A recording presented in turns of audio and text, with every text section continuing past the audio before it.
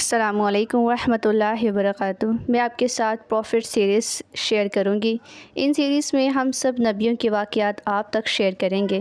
Being a مسلم سب نبیوں کے واقعات جاننا بہت ضروری ہے، اس لیے میرے چینل کو سبسکرائب کر دیں تاکہ انٹرسٹنگ سیریز آپ کو مل سکیں۔ آج آپ کو حضرت آدم علیہ السلام کا واقعہ سناؤں گی۔ حضرت آدم علیہ السلام اللہ کے پہلے نبی اور پیغمبر تھے، جنہیں اللہ تعالی نے خود اپنے ہاتھوں سے بنایا، اور ہم انسان بے شک اسی کے نسل سے ہیں۔ تو ملاحظہ کیجئے with the real story of Prophet آدم علیہ السلام۔ أنا مسلم هل تعرفون المسلمة؟ قرآن پاک کی سورہ بقرہ میں اللہ تعالی نے حضرت آدم علیہ السلام کا ذکر کیا ہے۔ جب اللہ نے انسان کی مخلوق کو پیدا کرنے کا ارادہ کیا تو اللہ نے فرشتوں سے فرمایا کہ میں زمین میں ایک اپنا خلیفہ بنانے والا ہوں۔ فرشتوں کو لگا کہ ان کی عبادت میں کمی آ گئی ہے، اس لیے اللہ نے نئی مخلوق بنانے کا ارادہ کیا ہے۔ فرشتوں نے جنوں جیسی دوسری مخلوق بھی دیکھی تھی جو زیادہ عقل نہیں رکھتے تھے اور خون ریزیاں کرتے تھے۔ فرشتوں نے اللہ سے کہا، اے میرے اللہ، ہم تیری تسبیح اور حمد اور پاکی بیان کرتے ہیں۔ کیا ایسی کوئی مخلوق پیدا کرے گا جو زمین میں فساد پیدا کرے اور خون ریزیاں کریں، خون خرابیاں کریں؟ اس کے جواب میں اللہ کی پاک ذات نے فرمایا، جو میں جانتا ہوں تم نہیں جانتے۔ فرشتوں نے آپس میں یہ کہا کہ اللہ تعالیٰ جو بھی مخلوق پیدا کرے گا وہ ہم سے زیادہ علم نہیں رکھ سکتی۔ پھر اللہ تعالیٰ نے حضرت آدم علیہ السلام کو علم سے نوازا اور انہیں کچھ چیزوں کے نام سکھائے۔ پھر اللہ تعالیٰ نے فرشتوں کے سامنے ان کو پیش کیا اور فرشتوں سے کہا، یعنی کہ فرشتوں سے فرمایا کہ تم بتاؤ ان چیزوں کے نام اگر تم سچے ہو۔ فرشتوں نے کہا، ہم اتنا ہی جانتے ہیں جتنا تو نے ہمیں عطا کیا ہے، جتنا تیری ذات نے ہمیں سکھایا ہے، اس کے سوا ہمیں کچھ نہیں معلوم۔ پھر اللہ تعالیٰ نے فرمایا، اے آدم تم بتا دو ان چیزوں کے نام۔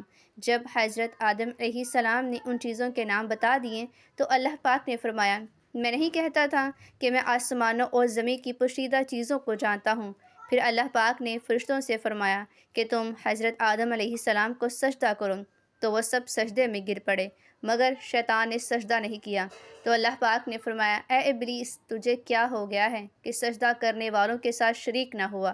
شیطان نے تکبر میں آ کر کہا کہ میں ایسا نہیں ہوں کہ انسان کو سجدہ کروں، جیسے تو نے اسے کھنکھناتے سڑے ہوئے گارے کی مٹی سے بنایا، میں اس سے بہتر ہوں، تو نے مجھے آگ سے بنایا ہے اور اسے مٹی سے پیدا کیا۔ اللہ تعالیٰ کی ذات نے شیطان سے فرمایا، یہاں سے نکل جا، تو مردود ہے اور تجھ پر قیامت کے دن تک لعنت برسے گی۔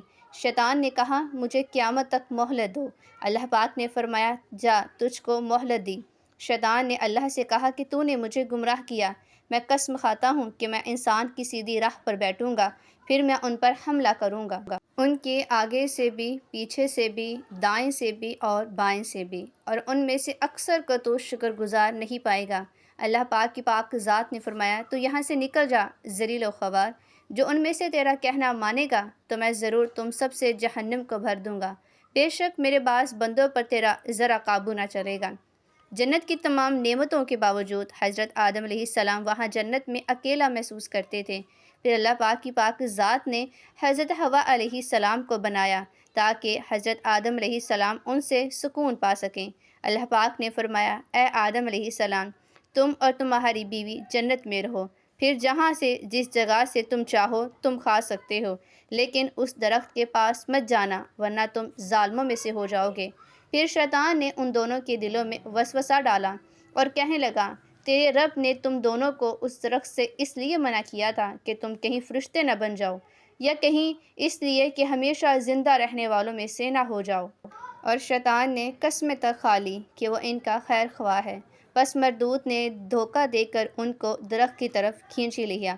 جب حضرت حوا اور حضرت آدم علیہ السلام نے درخت کے پھل کو کھا لیا تو ان کے 70 کی چیزیں کھل گئیں اور درختوں کے پتوں کو توڑ توڑ کر وہ اپنے اوپر چپکانے لگے اور وہ 70 کو چھپانے لگے۔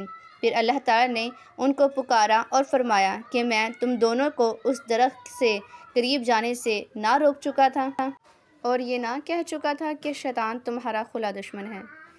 دنیا میں دوبارہ آنے کے بعد حضرت آدم علیہ السلام نے 40 سال تک معافی مانگی۔ پھر اللہ تعالیٰ نے حضرت آدم علیہ السلام پر رحم کھا کر انہیں معاف کر دیا اور فرمایا کہ تم اور تمہاری اولاد دنیا میں رہو، اور یہ بات یاد رکھو کہ جب میری طرف سے کوئی نبی ہدایت لے کر تمہارے پاس آئے تو تم ان کا کہنا ضرور ماننا۔ جو میرے نبیوں کی بات نہیں مانے گا اور میری آیتوں کو جھٹلائے گا تو میں ان کو جہنم میں داخل کروں گا۔ پھر اس معاملے کے بعد حضرت آدم علیہ السلام 900 سال تک زندہ رہ کر وفات پا گئے۔ اس کہانی سے یہ علم ہوتا ہے کہ جب شیطان نے غلطی کی تو معافی کے بجائے تکبر کیا، جبکہ حضرت آدم علیہ السلام سے لرزش ہو گئی تو انہوں نے معافی مانگی اور تب تک معافی مانگتے رہے جب تک اللہ سبحانہ کی پاک ذات کو راضی نہ کر لیا۔